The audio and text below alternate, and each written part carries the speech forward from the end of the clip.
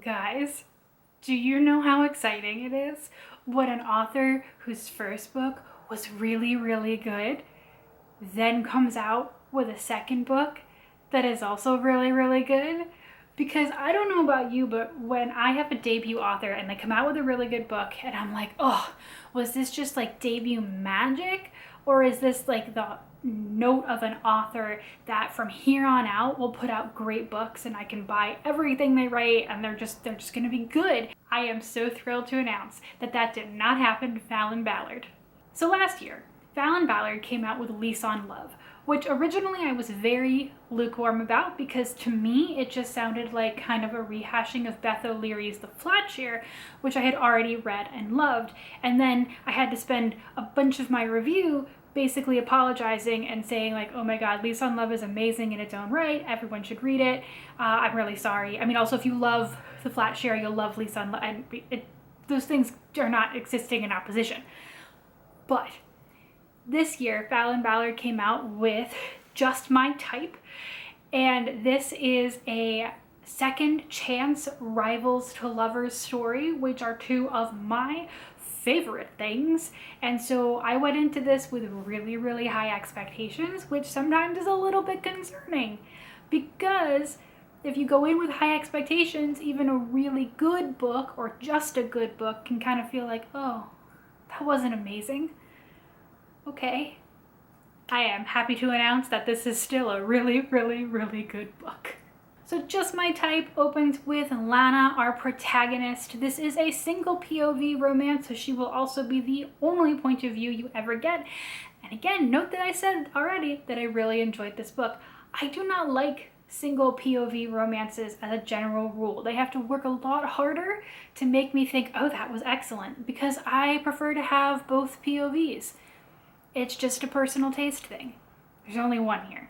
So anyway, Lana's boyfriend of 4 years has taken her to the restaurant where they had their first date, and she is convinced that he is going to propose. However, he dumps her, a la Elle Woods. And so Lana is destroyed by this information, forgets that she's supposed to go into work the next day. Normally she would be working from home.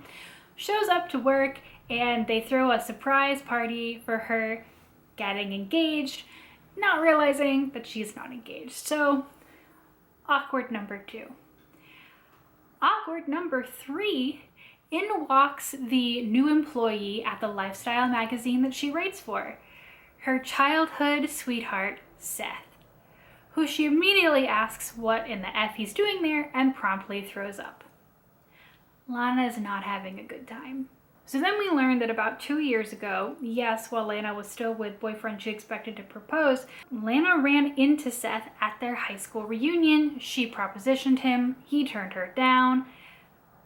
So 2 years ago, awkward as well. There is enough awkward in the opening of this book to power a nuclear reactor. Now Lana's editor, Natasha, realizes that she has gold on her hands. And so she decides to pit them together in a writing competition, essentially, for a job at a much better paper in LA where this story is set, rather than the lifestyle one, like a legit like newspaper, the Chronicle. So here's the twist. Lana is known to everyone as the person who can't be alone. She's a serial monogamist and would rather be in a kind of cruddy relationship that goes long term rather than drop people because they think that she doesn't want to be alone. Seth, on the other hand, has up until this point been a vagabond reporter, jumping from place to place, couch surfing, and sleeping around. And so Natasha says, hey, Lana, you give Seth tasks to complete to make him try out monogamy. And Seth, you give Lana tasks to complete to make her try out being a more casual dater. Which is a slightly suspect thing to ask of your employees, but this is a story and we will move on. Seth and Lana get to decide on what the tasks are. Natasha tells them to complete as many together as possible. And of course, over the course of completing these dating-centric tasks, a lot of unresolved baggage and feelings is on the table. Now, I will say that this book is more of like a 4.5 for me rather than a full 5 stars, mostly because there were some moments where I had questions, and I don't know if those questions stem from the fact that Seth's actions at times really didn't make sense to me, and without his point of view, I wasn't able to kind of suss it out. That could be a taste thing. It could also have been a writing thing, and I'm not entirely certain. But there were definitely times where I was like, that feels a little bit forced. Like, but small moments that I don't think maybe would bother another person. That being said, I think one of the key things about this book is that it had a more unique plot than many another romance novel. It is a slow burn, but the ending kind of flipped some elements of the traditional romance novel on its head a little bit.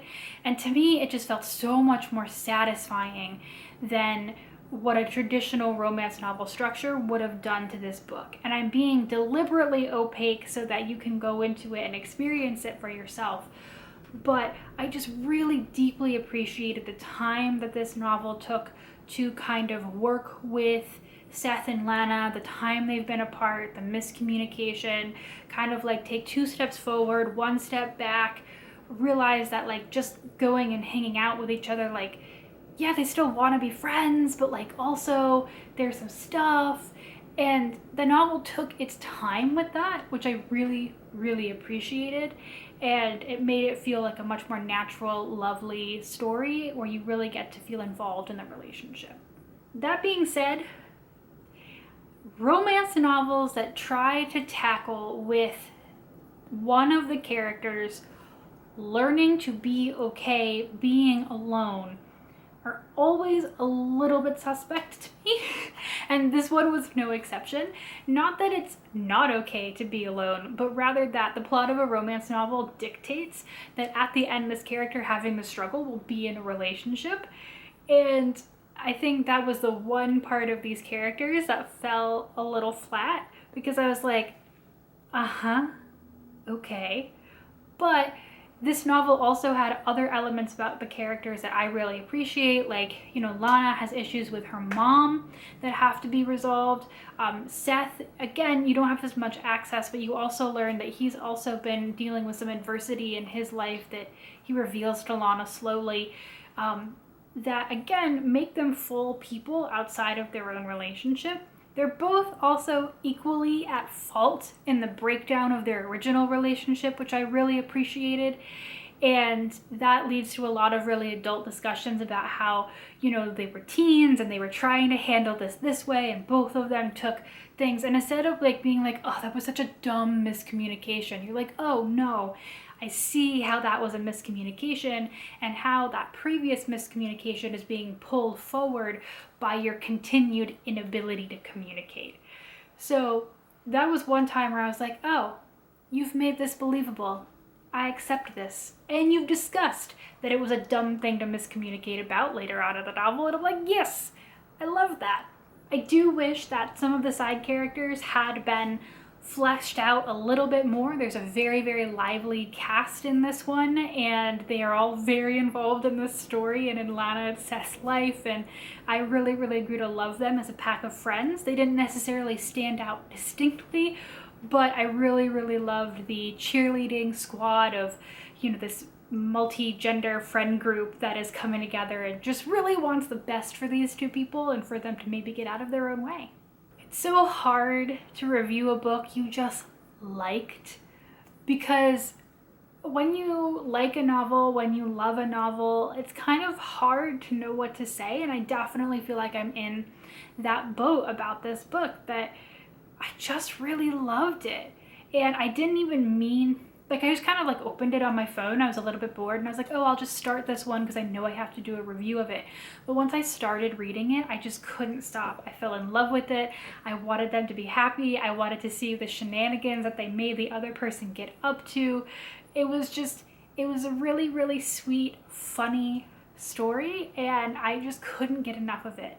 So this book is not out quite yet. If you are viewing this review the day that it's posted, I did get this from the publisher and Edelweiss as a advanced review copy, so thank you to them for letting me feel the joy of this book prior to its release date. And I cannot suggest highly enough that if you are looking for a slow burn spicy, does have explicit sex scenes, but is a slow burn, so not a lot of them. Again, rivals to lovers, enemies to lovers, you know, setting challenges for each other. The second chance romance as well, as they were together for 4 years earlier in their lives. So once this book is out, you can go to your local library, your local bookstore, however it is that you get the books that you read or listen to. And if you need sweet, cute, second chance that kind of doesn't follow the very typical romance structure elements, this is the book for you. And as of now, I feel confident after Lease on Love and this book that Falon Ballard is just going on my list of romance authors that the second I see the new book they put out, instant purchase. Instant. Done. I'm convinced. So, thank you so much to Falon for this wonderful book. It was so good, and I hope you guys enjoy as well. Thanks, guys. Bye.